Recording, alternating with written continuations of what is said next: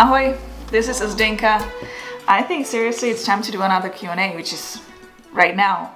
2 days ago, 48 hours ago to be exact, I placed a request under the YouTube community tab and also on my Instagram profile when I was asking you to ask me any questions which I should be answering in this video. And I did receive quite a bit, actually lots, so I printed them out and I circled the ones which were kind of repetitive, so I believe that those are the most important questions you want me to answer. So let's talk about Canon M50, let's talk about smartphone gimbals, let's talk about editing software, a little bit about me, let's talk about the YouTube video process. Let's just finally start. I'm planning on heading out, but it's 35 degrees right now, so I don't know if I really want to go out, but I might go for a little bit. So let's look at some of the first questions. And by the way, what you were looking at the beginning of this video is my little YouTube toolkit, and what it mainly consists of is my smartphone and this tiny super cheap wireless Bluetooth keyboard I found the other day on online. It works like a charm. I can just write my documents, scripts, everything on the go. I don't have to bring anything else with me. Please answer, do you use a teleprompter for your videos? If so, which one? My answer to that is no, I don't use any teleprompter. My videos are scripted. Most of them are scripted because if I'm gonna give you the value you're looking for, if I'm gonna be very detailed with all the information, then I can't do it out of my head. There's simply no way I can remember all that. A lot of the videos lately I've done are video product reviews, and for that, whenever I get a product, first thing I'm gonna pull out of the box is not the product itself, but the manual. And I do read the manual thoroughly. I also look online for some answers I'm still looking for. Then I test the product as much as I can, and based off whatever I learned and based off whatever I tested, I write a script. And script is usually 4 or 5 pages long. Sometimes I write it by my hand, sometimes I write it in documents like I was showing you with the keyboard. If I was using a teleprompter, my eyes would be doing this and you could tell I'm reading it, plus it would not be coming from me. It will be just, I will be a robot just reading the stuff. So my way of doing it, I literally just read the whole paragraph and try to memorize it or deliver it in my own words on the camera. So that's why sometimes I have to do every single take maybe 5-6 times to get that right. But I know that it's coming from me and I'm putting myself into the video, not just my words which I wrote down for the video.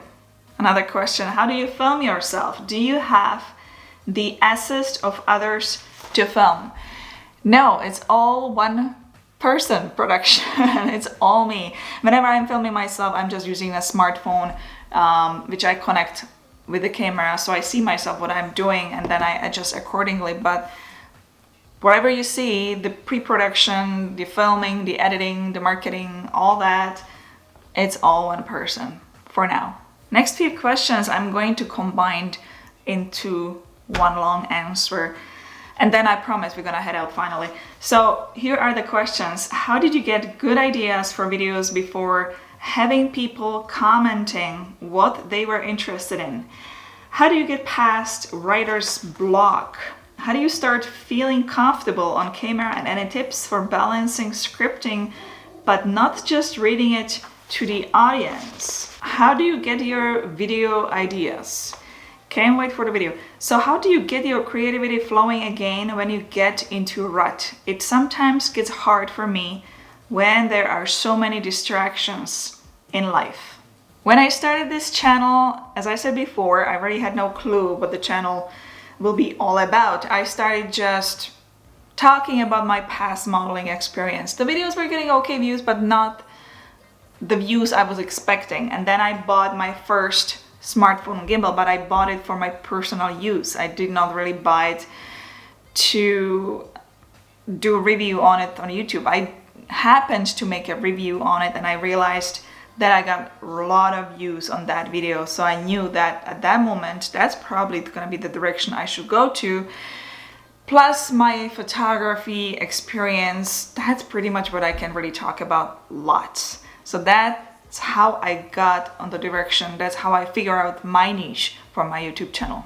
And if you look at my first videos on my YouTube channel, some of the videos you can actually see that I'm reading the script. You can see my eyes moving, and you can also see that I was pretty stiff as well. And that's just normal. That's why I feel it's right that when you're just starting your YouTube channel, you have only very little views, because you need to gain the experience, you need to loosen up, and it takes time. The more videos you will do, the more loose you will feel, and then you can eventually face bigger audience. You will actually learn what you are doing. But on the other side, don't get too loose so you don't show stuff which you are not supposed to. This year, 2020, it's been extremely difficult on all of us, on you, on us, on my family, on me. And it's definitely blocking us from being creative. I'm dealing with this myself. Just a few days ago, I had 1 or 2 days when I literally didn't sleep at night, and all I was thinking is about what everything is happening, and I couldn't work either, and I could not create. I could not even write the word for my script.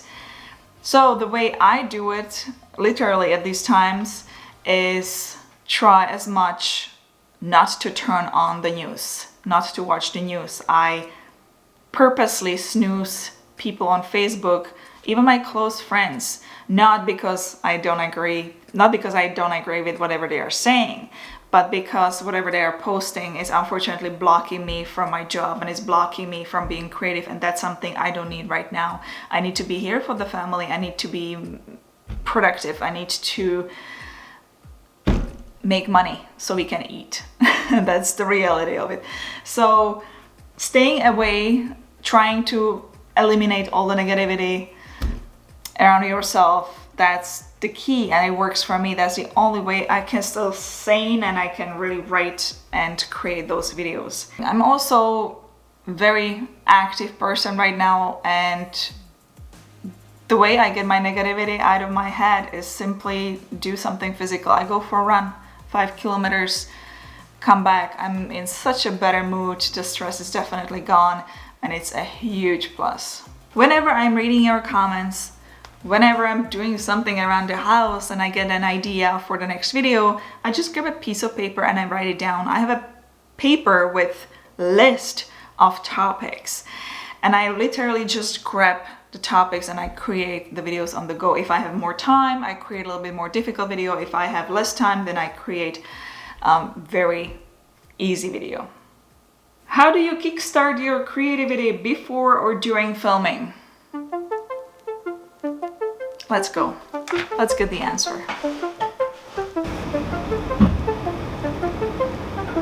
Morning, how may I help you? Hi, Nick. Can I please have one double espresso with 1 cream and 1 sugar? I'm sorry, what was that? 1 double espresso with 1 cream and 1 sugar. Okay. That's all, thank you. Good. That's it. That's exactly what I like. That's what keeps me energized. But I drink it for a while, usually a few hours. I think I'm ready to go.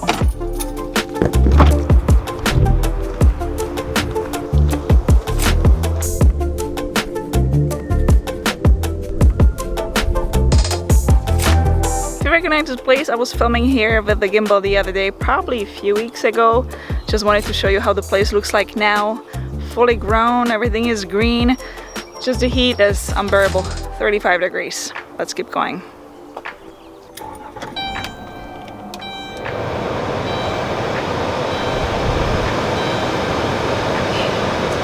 That's the reason why last few videos were filmed indoors.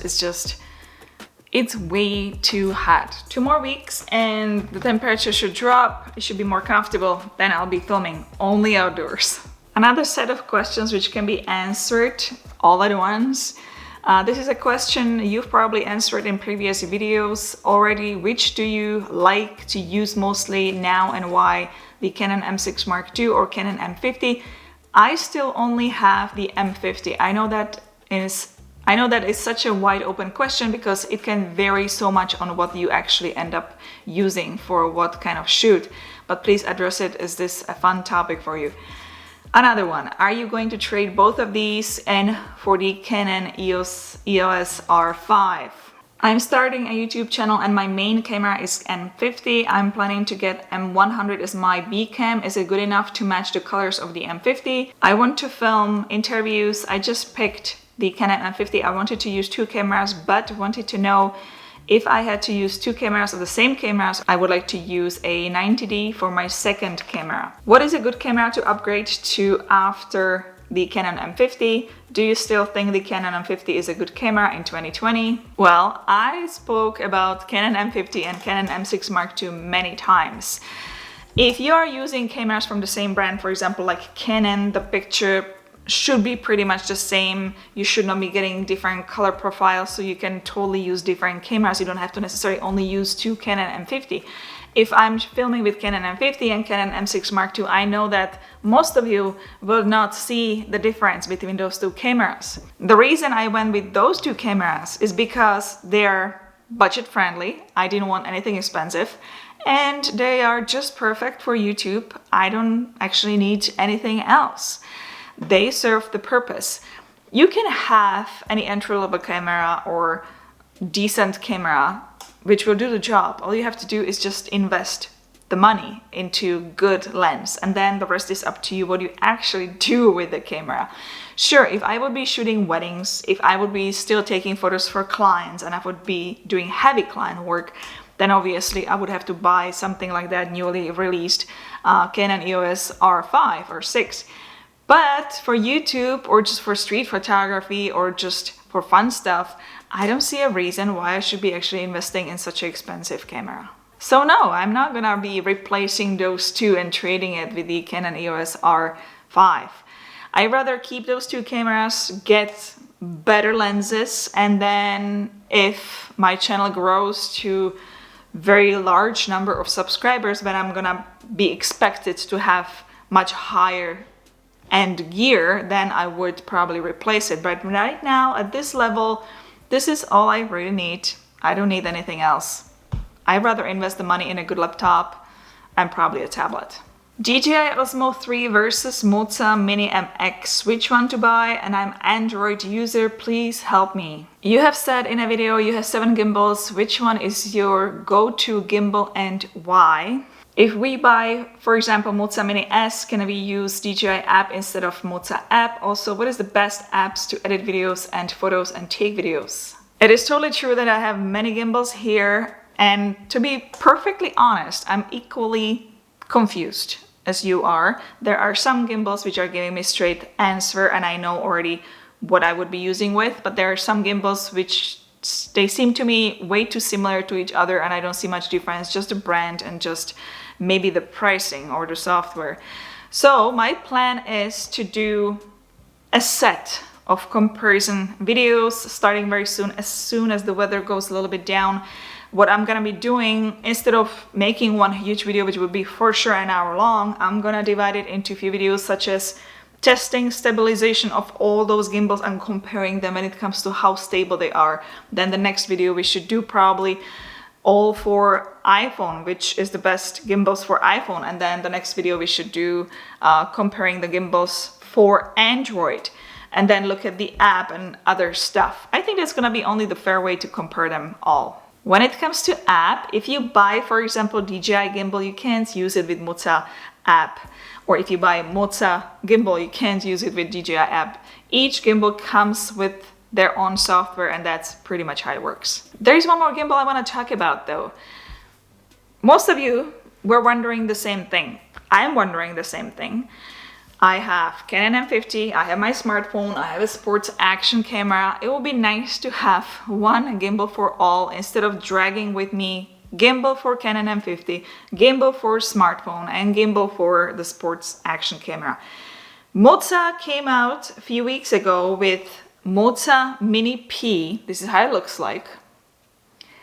It's basically a gimbal, one for all. I'm gonna link it below the video in the video description. You can check that out. Again, I haven't done a proper review. I don't know how good it is. I am truly hoping that Mozart will send it to me so I can review it, because it would be nice to have finally a gimbal being able to use with everything we have. What is a good video editing software for under 100? Right now I'm using Adobe Premiere Pro, but I am certainly open to other options, and my goal in next few weeks is actually to test a few video editing softwares.